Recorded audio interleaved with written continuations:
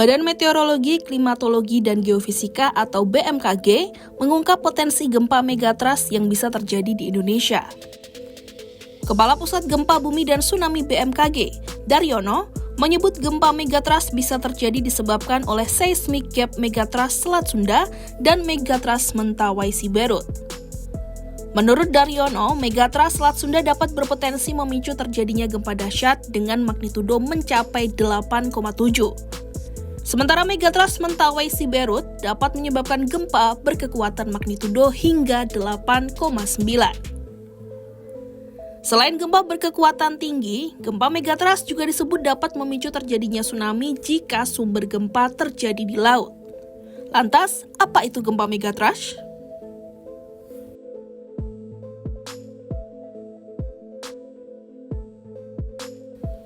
Secara etimologi, gempa megatrust adalah gempa bumi yang berasal dari zona megatrust. Kata mega sendiri memiliki arti besar, sementara trust memiliki arti sesar sungkup. Letaknya berada di perbatasan pertemuan continental crust atau kerak benua dan oceanic crust atau kerak samudra.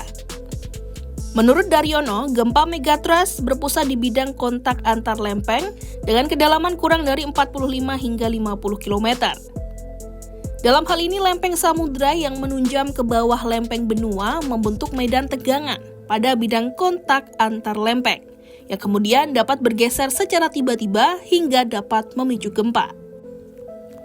Jika terjadi gempa, maka bagian lempeng benua yang berada di atas lempeng samudra bergerak terdorong naik atau thrusting. Gempa dalam skala besar di laut kemudian memicu tsunami.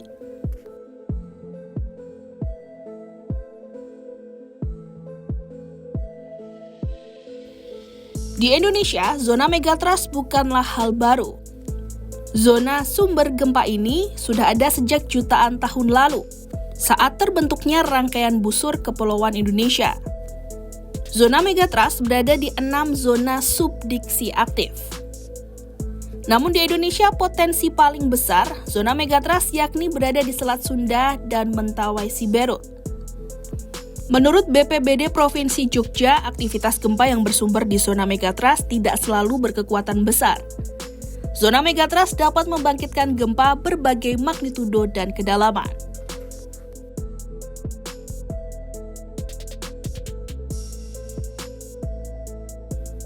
Kepala Pusat Studi Kebumian dan Kebencanaan Universitas Brawijaya, Adi Susilo, mengatakan gempa megatrust memang berpotensi terjadi di Indonesia. Kendati demikian, beberapa gempa yang terjadi di Indonesia belakangan diharapkan tidak membuat masyarakat panik dan mengaitkannya dengan gempa megatrust. Ia juga mengatakan gempa megatrust terjadi ribuan tahun sekali.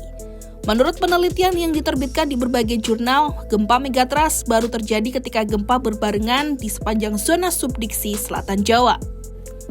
Kepala Bidang PK BPBD Provinsi Sumbar, Syahrazad Jamil mengatakan, gempa megatrust magnitudo 8,9 dapat memicu terjadinya tsunami setinggi 6 hingga 10 meter.